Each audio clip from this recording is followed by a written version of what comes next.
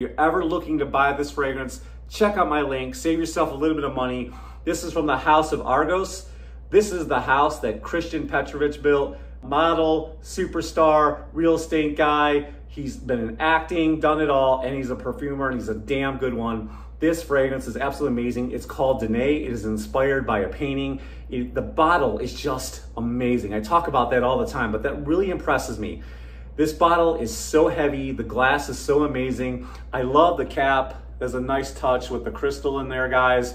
And there's just so much going on. I love the atomizer. I love that he took the time to build an amazing atomizer. This pressure sensitive, so you can spray as little or as much as you want with a nice healthy stream.